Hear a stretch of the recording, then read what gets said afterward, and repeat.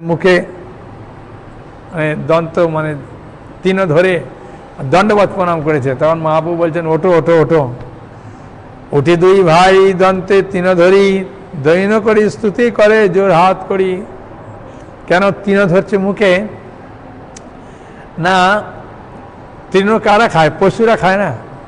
হ্যাঁ, মানে তিনি বোঝাতে চাইছেন যে আমি একজন দিনহীন এক পশুর মতো, আপনি আমাকে কৃপা করুন। হ্যাঁ, কতটা দৈন্য থাকলে তবে হয় এই ভাব, চিন্তা করেছেন? হ্যাঁ, এমন নয় যে লোক দেখানো ঘাস একটা মুখে দিয়ে দেখে না। পশুরা যেমন দেখবেন কখনো কখনো এমন করে ঘাস ছিঁড়ে মুখে থাকে, মুখে তাকায় ভয় করে, মানে সেরকম নিজেকে তাকায়, মানে এ করছে যে আমি একজন পশু তুল্য দিনহীন। সেখানে মুখের তিনও ধরেছে, বোঝা গেল? নারা অনেকে মনে করবে দন্তের তিনও ধরি মানে কি ব্যাপার? তিনও মানে পশুরা ওই ঘাস খায়, ওই ঘাস মানে নিজেকে পশুর থেকেও অধম ভাবছে, এত দৈন্য ভাব। আর মহাপ্রভু ওই দৈন্য ভাবে খুব খুশি, বুঝেছেন? হ্যাঁ,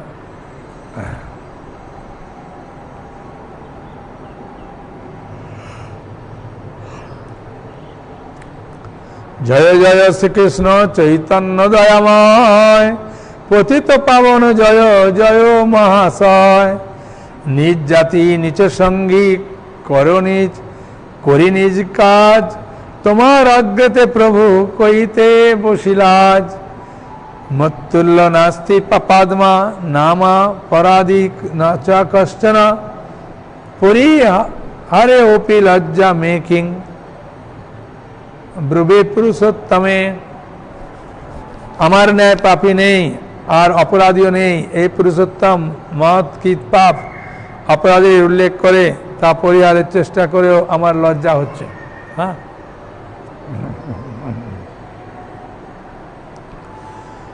সেই জন্য এখানে খুব সুন্দর কীর্তন দিয়েছে।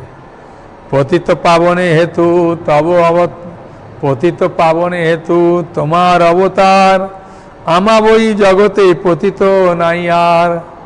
ওই যে পতিত পাবন হেতু তোমার অবতার, আমা বই জগতে পতিত নাই আর। জগাই মাদাই দুই করিল উদ্ধার, তাহা উদ্ধারিতে শ্রম নাইল তোমার। ব্রাহ্মণ জাতি তারা নবদ্বীপে ঘর, নিজ সেবা নাই করে নয়ে নিচের কপ্পর। সবই এক দোষ তার হয়ে পাপাচার, পাপ রাশি দয়ে নাম ভাসেই তোমার। তোমার নাম লইয়া তোমার করিল নিন্দন, সেই নাম হইল তার মুক্তির কারণ। জগাই মাদাই হইতে কোটি কোটি গুণ, অদম পতিত পাপী আমি দুইজন। মেলেচ্ছ জাতি মেলেচ্ছ সঙ্গে করি মেলেচ্ছ কর্ম, গো ব্রাহ্মণ দ্রোহী সঙ্গে আমার সঙ্গম। মোর কর্ম মোর হাতে গলায় বান্ধিয়া, কু বিষয় বিষ্ঠা গর্তে দিয়াছে ফেলিয়া। আমা উদ্ধারিতে বলি নাই ত্রিভুবনে, পতিত পাবন তুমি সবে তোমা বিনে। আমা উদ্ধারিয়া যদি রাখো নিজ বল, পতিত পাবন তো নাম তবে সে সফল। হ্যাঁ, হে পতিত পাবন মহাপ্রভু,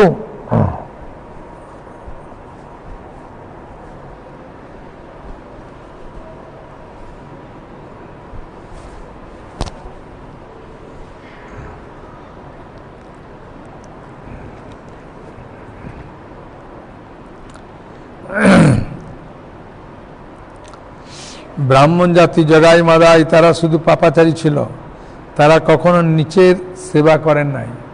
হ্যাঁ, আপনার নামাবাসী তাদের পাপ দূরীভূত হয়েছে, আপনি তাদের উদ্ধার করেছেন।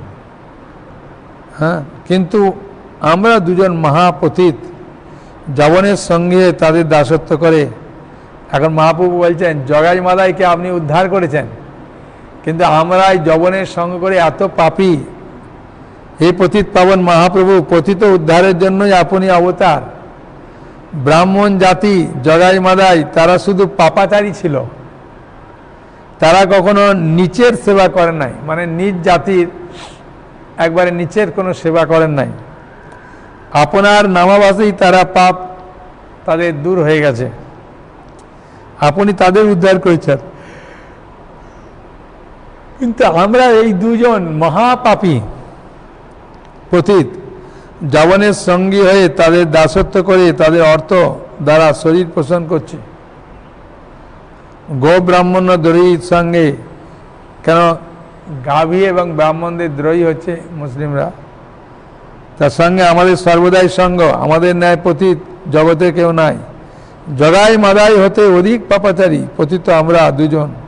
হে পতিত পাবন, আপনি ব্যতীত ত্রিজগতে আমাদের উদ্ধারের নিমিত্ত কেউই শক্তিশালী নয়। এই পতিত জনের উদ্ধারের করে আপনার পতিত পাবন নাম সফল করুন।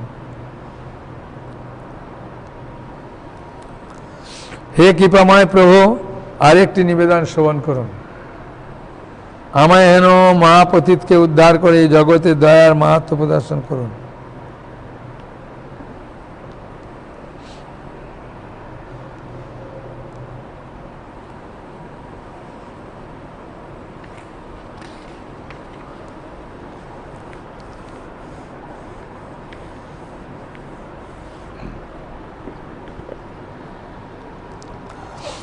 আপনি অযোগ্য দেখি মনে প্রাঙ্ক্ষোভ, তথাপি মোর গুণে উপজয় লোভ। বামন হইয়াচা ধরিতে ইচ্ছা করে, তৈছে মোর এই বাঞ্ছা উঠয়ে অন্তরে। আপন অযোগ্য দেখি মনে প্রাঙ্ক্ষোভ, তথাপি তোমার গুণে উপজয় লোভ।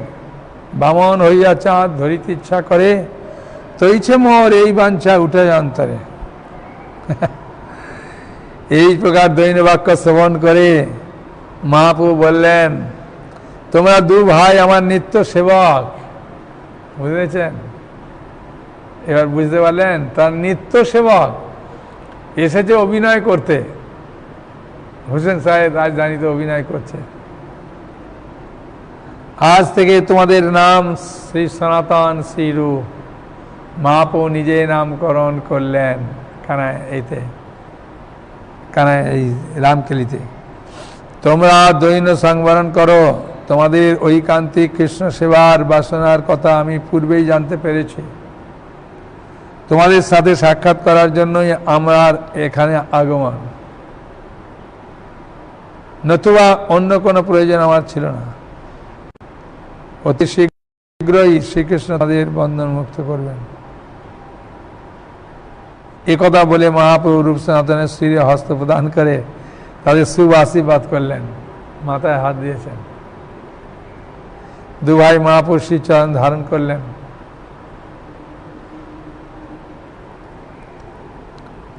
তারপর মহাপ্রভু বললেন, দোয়ালিঙ্গিয়া প্রভু বলিল ভক্তগণে, সবে কৃপা করি উদ্ধার করো এই দুইজনে। দুইজনে প্রভুর কৃপা দেখিয়া ভক্তগণ, হরি হরি বলে সবে আনন্দিত মনে। বলে দুইজনে প্রভুর কৃপা দেখি ভক্তগণে, হরি হরি বলে সবে আনন্দিত মনে। নিত্যানন্দ হরিদাস শিবাস গদাধর, মুকুন্দ জগদানন্দ মুরারি বাক্যেশ্বর। সবার চরণে ধরি পড়ে দুই ভাই, সবে বলে ধন্য তুমি পাইলে গোসাই। হ্যাঁ, তাহলে দোয়া আলিঙ্গিয়া প্রভু বলিল ভক্তগণে। মহাপ্রভু আলিঙ্গন করে সবে কৃপা করি উদ্ধার করো এই দুইজনে। হ্যাঁ, এই দুজনকে কৃপা করুন। দুইজনে প্রভুর কৃপা দেখি হতে পারে। দুইজনকে মহাপ্রভু কিভাবে কৃপা করছেন রূপ সনাতনকে, সেটাও ভক্তগণ দেখছে। হরি হরি বলে সবাই আনন্দিত মনে, সবাই আনন্দ পেয়ে গেল মনে। নিত্যানন্দ হরিদাস শিবাস গদাধর, মুকুন্দ জগদানন্দ মুরারি বক্কেশ্বর। সবার চরণে ধরি পরে দুই ভাই, সবে বলে ধন্য তুমি পাইলা গোসাই। এইভাবে মহাপুরুষ সঙ্গী সমস্ত গৌড়ীয় ভক্তগণের কৃপা আশীর্বাদ রূপ সনাতন লাভ করলেন। সকলেই বললেন, শীঘ্রই তোমাদের সংসার বন্ধন মোচন হবে।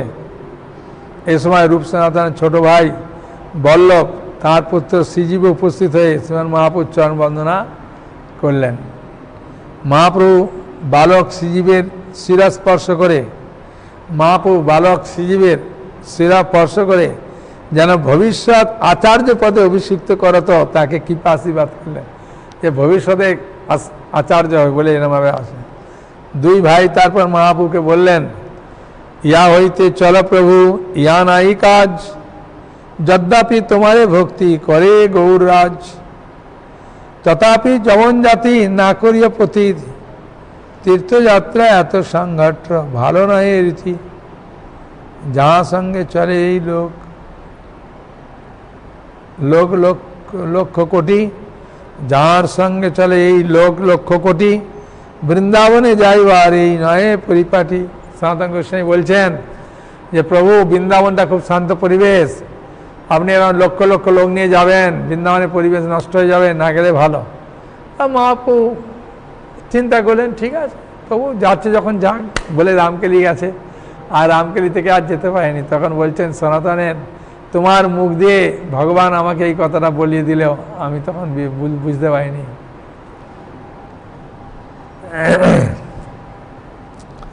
এই কথা বলে দুই ভাই মহাপ্রভুর চরণ বন্দনা করে চলে গেলেন। আর মহাপ্রভু তারপর রামকেলি ত্যাগ করে কানাই নাটশোলায় চলে গেলেন। সেখানে শ্রীকৃষ্ণ লীলাস্থান দর্শন করে আর গঙ্গায় স্নান করে মহাপ্রভু শান্তিপুরে নীলাচলে গমন করলেন।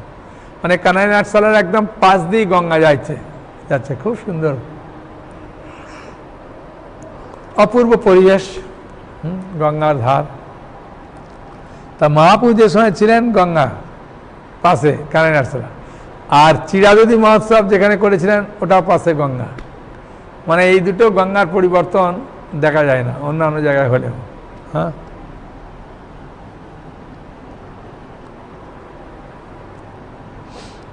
সেন মহাপ্রভুর সাথে সাক্ষাতের পর শ্রী রূপ সনাতন নিজ গৃহে ফিরে এলেন। শ্রী চৈতন্য বলা হয়েছে, শ্রীরূপ সনাতন রামকেলি গ্রামে প্রভুকে মিলিলা গেলা আপন ভবনে। শ্রীরূপ সনাতন রামকেলি গ্রামে প্রভুকে মিলিয়া গেলা আপন ভবনে, প্রভুর সঙ্গে মিলে কথাবার্তা বলে তারপর রামকেলি গ্রামে চলে গেল। দুই ভাই বিষয় ত্যাগের উপায় সৃজিল, বহু ধন দিয়া দুই ব্রাহ্মণ ভরিল, কৃষ্ণ মন্ত্রী করাইল দুই পুরশ্চরণ। হ্যাঁ, দুই ভাই বিষয় ত্যাগের উপায় এবার চিন্তা করছে কিভাবে বেরিয়ে যাব। বহু ধন দিয়া দুই ব্রাহ্মণ ভরিল। হ্যাঁ, দুটো ব্রাহ্মণকে বহু ধন সম্পত্তি দিয়ে কৃষ্ণ মন্ত্রে করাইল দুই পুরশ্চরণ। মহাপ্রভুকে দর্শনের পর রূপ সনাতন গৃহে গিয়ে গৌড়েশ্বরের মন্ত্রিত্ব আদি সমস্ত বিষয় কর্ম ছেড়ে কৃষ্ণ ভজনে প্রবৃত্ত হবেন বলে তৎসম্বন্ধে বিবেচনা করে বহু অর্থ দিয়ে কৃষ্ণমন্ত্রী পুরশ্চরণের জন্য দুইজন শ্রেষ্ঠ ব্রাহ্মণকে বরণ করলেন। হ্যাঁ, পুরশ্চরণ বলতে বোঝায় যে পুরো অর্থাৎ অর্থ প্রথমে অনুষ্ঠিত, পুরো অর্থাৎ পুরো অর্থ হচ্ছে যে প্রথমে অনুষ্ঠিত, আর চরণ অর্থ আচরণ বা অনুষ্ঠান।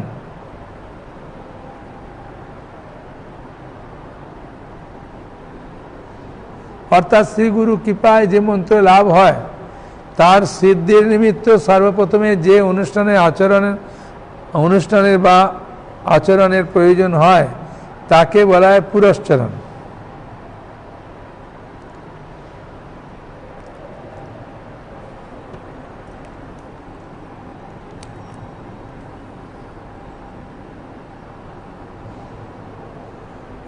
বলছে পুরো অর্থে প্রথমে অনুষ্ঠিত, পুরো অর্থ প্রথমে অনুষ্ঠিত, আর চরণ অর্থ আচরণ বা অনুষ্ঠান। হ্যাঁ,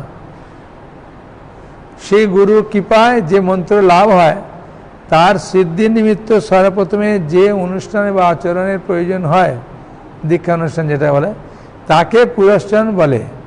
অবিলম্বে চৈতন্য মহাপ্রভু চরণ লাভের জন্য শ্রী রূপ সনাতন দুইজন শ্রেষ্ঠ ব্রাহ্মণের দ্বারা কৃষ্ণমন্ত্রে দুটি পুরশ্চরণ করলেন। এই পুরশ্চরণের প্রভাবে নিষ্কাম ভক্তের ভগবৎ সাক্ষাৎকার লাভ হয়।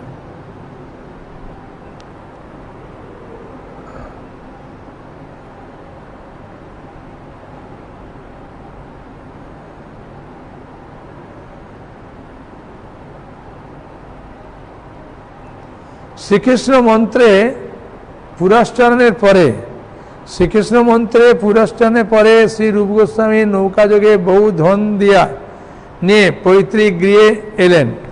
হ্যাঁ, কেন রূপ সনাতন তো তারা তো জ্ঞানী ছিলেন না, অত্যন্ত পাণ্ডিত্যপূর্ণ তত্ত্বদর্শী, তাই জানেন আমরা যখন ছেড়ে দেবো আমাদের ঘরে সব কিছু লুটপাট করে দেবে, সেই জন্য আগে থাকতেই পাঠিয়ে দিচ্ছে। ওই জন্য কেউ হুসেন সাহেব কিছুই জানে না যে কি ব্যাপার না ব্যাপার, যেমন এ করে, কিন্তু সব কিছু গোপনে পাঠিয়ে দিলেন।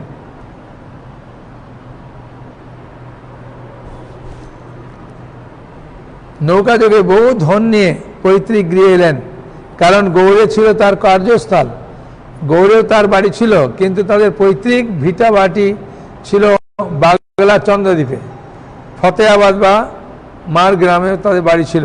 আচ্ছা, শ্রীরূপ সনাতনের পিতা কুমারদেব বাগলা চন্দ্রদ্বীপে অধুনা বরিশাল বসবাস করতেন। হ্যাঁ, তিনি বিবাহ করেন গৌড়ের অদপাতি মাদাইপুরে।